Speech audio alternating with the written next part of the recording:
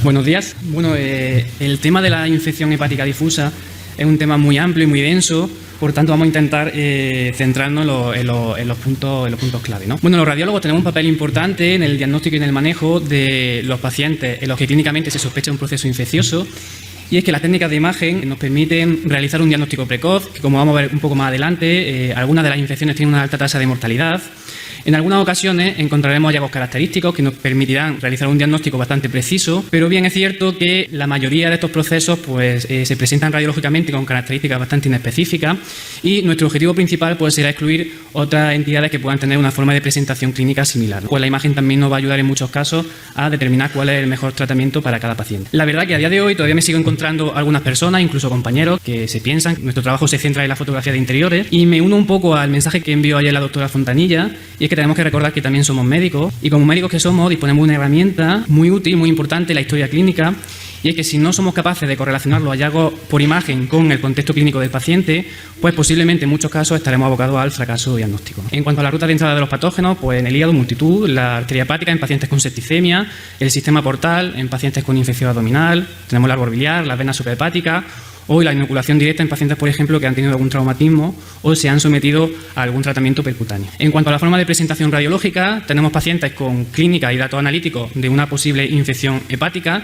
y los hallazgos por imagen son totalmente normales, no encontramos nada. Otras ocasiones nos encontramos con hallazgos inespecíficos, una afectación difusa que se puede solapar con otras patologías no infecciosas. Por supuesto, tenemos el clásico y típico acceso hepático, que todos relacionamos normalmente con un proceso infeccioso, y también nos podemos encontrar pacientes con una o varias lesiones focales que no podemos encuadrar dentro de lo que conocemos como acceso, ¿no? En cuanto al acceso hepático, no me voy a centrar mucho porque ya se trató ayer en el tema de las lesiones quísticas. Un acceso hepático no es más que una colección encasulada de material supurativo dentro del hígado. La mayoría suelen ser piógenos, tenemos algunos accesos ameboianos, y en menor grado nos encontramos con otros accesos parasitarios o accesos micóticos. Recordemos que la mayoría son polimicrobianos, sobre todo por E. coli, pero también está aumentando mucho la incidencia de Klebsiella. La principal causa a día de hoy suele ser la obstrucción de la vía biliar, pero un tanto por ciento no desdeñable nos encontramos pacientes con accesos de origen desconocido. Es verdad que a estos pacientes se les trata su acceso, se van a casa y en muchas ocasiones no sabemos de dónde viene la infección, pero algunos estudios nos recomiendan que si nosotros detectamos un acceso en un paciente y no sabemos cuál es su origen, descartemos un posible cáncer de colon silente, ya que la relación entre acceso hepático y cáncer de colon ha quedado más o menos demostrada. Recordemos también los hallazgos típicos por imagen, ¿no? Una lesión quística con una cápsula periférica que capta contraste y una zona de edema hepático, ¿no? En cuanto a la infección diseminada, que es realmente lo que nos interesa, nos podemos encontrar con pacientes que presentan microaccesos hepáticos. Un microacceso se define normalmente cuando tiene un tamaño inferior a 2 centímetros, que afectan a varios segmentos. Lo más habitual es que se produzcan en pacientes con una colangitis ascendente, o pacientes con una bacteriemia, ¿no? Estos accesos pueden coalescer y formar cavidades de mayor tamaño. No obstante, no siempre nos encontramos con la imagen típica del acceso. Este paciente que nos llegó, que estaba ingresado por una colangitis, lo mandaron a TAC porque no evolucionaba del todo bien, y efectivamente nos encontramos que existen varias lesiones, ¿no?, mal definidas, hipodensas, que afectan a varios segmentos. Se trataba de una afectación flemonosa secundaria a la colangitis, que en algunas ocasiones se pueden llegar a cesificar, pero que por suerte en este paciente con el tratamiento médico evolucionó bien y las lesiones desaparecieron. En cuanto al tratamiento, una de las primeras cuestiones que nos tenemos que plantear es si el acceso está roto o no, sobre todo si el acceso se ha abierto a la cavidad peritoneal, porque un acceso que se ha roto normalmente necesita de tratamiento quirúrgico. Si el acceso no se ha roto, ya de pequeño tamaño, normalmente inferior a los 3 centímetros, se puede administrar solamente tratamiento médico, pero si el acceso es de mayor tamaño, se prefiere el tratamiento percutáneo. Cuando el tratamiento percutáneo no funciona o el acceso está multiloculado y el drenaje tampoco es de utilidad, pues ya pasaremos al drenaje quirúrgico o a la resección hepática. En cuanto al tratamiento percutáneo, podemos realizar punción-aspiración del contenido del acceso o colocar un catéter de drenaje.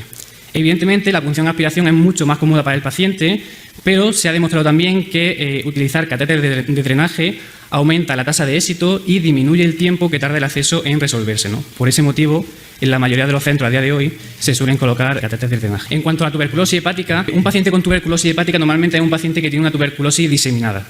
La tuberculosis hepática primaria es muy rara y cuando se presenta es muy complicado diagnosticarla porque los hallazgos suelen ser bastante inespecíficos y se solapan con muchas otras patologías. Por tanto, vuelvo a insistir, la importancia de correlacionar los hallazgos de imagen con los antecedentes y los datos clínicos del paciente. Existen varias clasificaciones de tuberculosis hepática. De estas yo quizá me quedaría con una de las más recientes, que la clasifica en tuberculosis micronodular o tuberculosis miliar, tuberculosis macronodular o acceso tuberculoso. La tuberculosis miliar o micronodular es una de las formas más frecuentes de presentación de la tuberculosis diseminada. Lo habitual es que nos encontremos pacientes con hepatomegalia sin lesiones focales, porque las lesiones de la tuberculosis en estos casos son tan pequeñas que las técnicas de imagen no tienen suficiente resolución para poder individualizarlas. Otras veces nos encontramos con lesiones de pequeño tamaño, distribuidas por todo el parénquima hepático, hipoecoica en ecografía, hipodensa en TAC, que normalmente no realzan. Y la afectación esplénica pues no es rara, ¿no? Es frecuente encontrar pacientes con afectación hepatoesplénica. Como digo, cuando no detectamos lesiones, la resonancia en algunas ocasiones, aparte de la hepatomegalia, nos puede mostrar una alteración difusa y parcheada de la intensidad de señal del hígado, ¿no? Un hallazgo también un poco inespecífico que siempre tendremos que correlacionar con la clínica. En cuanto al tuberculoma, es una lesión focal que normalmente ronda entre el centímetro y los 3 centímetros, también un poco inespecífica, hipoecoica en la ecografía, normalmente hipodensa en el TAC, con un realce periférico normalmente leve. Y es verdad que estos pacientes normalmente tienen una tuberculosis primaria, es decir, no tienen signo de tuberculosis en otras localizaciones, por tanto el diagnóstico también se nos complica mucho y algunos de estos pacientes incluso llegan a ir a biopsia. El acceso tuberculoso es raro, de hecho en la literatura no hay muchos casos publicados, la forma de presentación es similar a un acceso piógeno y el diagnóstico definitivo pues, nos lo da el análisis del líquido de la colección. Y tenemos que saber que la tuberculosis también nos puede dar afectación biliar, aparte de otros hallazgos específicos como dilatación de la vía biliar. Se ha descrito múltiples estenosis segmentarias de todo el árbol, que evidentemente pues, tenemos que realizar el diagnóstico diferencial con otras entidades como la colangitis esclerosante primaria. Y terminando con las infecciones bacterianas, vamos a hablar de la enfermedad por arañazo de gato. Es una infección ocasionada por la bartonela, normalmente en pacientes que han sido mordidos o arañados por un gato. Lo habitual es que nos encontremos hallazgos locorregionales, pues pacientes con linfadenopatía, con pápula en la zona de inoculación o fiebre de origen desconocido, ¿no? La infección diseminada, que es la que en muchos casos nos da la afectación hepática, es inferior al 10% de todos los casos. Nos podemos encontrar pacientes con hepatomegalia y otros pacientes con granulomas necrotizantes que se suelen ver como múltiples lesiones heterogéneas, normalmente de pequeño tamaño, que evidentemente también son lesiones bastante inespecíficas. Por tanto, la clave diagnóstica en este caso nos la va a dar también la historia clínica del paciente. Tenemos que pensar en esta entidad si tenemos pacientes que sean niños o adultos jóvenes, inmunocompetentes y que no tengan ningún tumor conocido. Y ya pasando a las enfermedades parasitarias, vamos a hablar un poquito de la hidratidosis. Tenemos que diferenciar dos grandes grupos, la hidratidosis quística y la hidratidosis alveolar. La hidratidosis quística es la que todos conocemos, que tenemos endémica aquí en España, sobre todo en la zona del Mediterráneo. No vamos a hablar tampoco de ella porque también se trató ayer. Nosotros nos vamos a centrar un poquito más en la hidratidosis alveolar. Es endémica de América del Norte, Europa Central, Rusia o China, ¿no? La traemos en este apartado de infección hepática difusa porque es una lesión muy infiltrativa que en algunas ocasiones incluso puede asemejarse a patología tumoral. Bueno, existen varios tipos en función de si tienen más componente quístico, como el tipo 1 o el tipo 5, más componente sólido. Y en resonancia se ha descrito que encontrar múltiples pequeños quistes agrupados hiperintensos en secuencias T2 es un signo muy característico de hidratidosis alveolar si el paciente se encuentra en una zona de riesgo. De hecho, hay autores que incluso lo consideran patognomónico. No obstante, no es la forma de presentación habitual. Normalmente encontramos lesiones muy infiltrativas que pueden infiltrar la porta, el árbol biliar, pueden llegar a calcificar sobre todo en la zona más central y también es característico que estas lesiones pues, no realcen con el contraste. El diagnóstico es complejo, se necesita de serología, clínica, epidemiología y bueno, algunas veces también hay que tomar muestras de la lesión. En cuanto al tratamiento, nosotros también tenemos un papel importante y es que tenemos que decidir si la hidratidosis alveolar se encuentra en estadio activo o inactivo.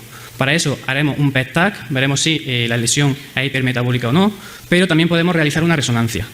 Encontrar los múltiples quistes agrupados de pequeño tamaño hiperintenso en T2 que habíamos visto previamente se considera también signo de actividad de la infección. Que la infección está activa, normalmente el paciente tiene que ir a resección de la lesión o resección hepática, pero si la lesión es muy infiltrante, lo único que nos queda es dar tratamiento durante largos periodos de tiempo. Y si la infección está activa, pues normalmente los pacientes se controlan. En cuanto a la infección por fasciola, también es una infección endémica de América del Sur y algunas zonas de Europa Occidental. Se adquiere por comer normalmente vegetales acuáticos contaminados y la infección tiene dos fases, una primera fase migratoria o fase hepática y una fase biliar. Es decir, el parásito necesita ir hacia la vía biliar porque es donde finalmente madura.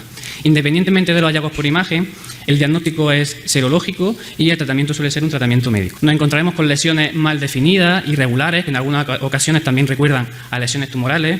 Lo típico es que los parásitos penetren por la zona de la cápsula hepática y convergen hacia el hilo hepático buscando el árbol biliar. Por eso tenemos esta típica imagen triangular que se dirige sobre todo hacia el hilo hepático, ¿no? Y finalmente, cuando el parásito madura entre la vía biliar, pues lo podemos encontrar dentro del árbol, ¿no? En cuanto a la esquistosomiasis, realmente una infección endémica de África y de algunos países de América del Sur. El parásito penetra por la piel, llega al intestino, los huevos pasan a las venas mesentéricas y finalmente llegan al sistema portal. Podemos diferenciar dos grupos en función del tamaño de los huevos, el esquistosoma manzoni y el japonicus, ¿no? El esquistosoma manzoni tiene los huevos de mayor tamaño y estos pasan al sistema portal central. Inducen una inflamación periportal y una fibrosis que en la ecografía lo vamos a ver como manguitos periportales hiperecogénicos. El tamaño de estos manguitos se correlaciona también con la severidad de infección por esquistosoma. En el TAC pues veremos áreas hipodensas periportales que pueden realzar con el contraste en fases tardías, típicamente hipointensa en T1, hiperintensa en T2, y también es característico de la infección por esquistosoma los nódulos esplénicos sideróticos o los cuerpos de Gamma-Gandhi, pequeñas microhemorragias esplénicas que veremos hipointensas tanto en secuencias T1 como en secuencias T2. Y la otra variedad, el esquistosoma japonicum, los huevos son de menor tamaño y migran al sistema portal periférico. También inducen fibrosis periportal, veremos como áreas hiperecogénicas, sobre todo subcasulares, que llegan a formar áreas poligonales. En la ecografía se ha descrito el signo de la escama de pescado.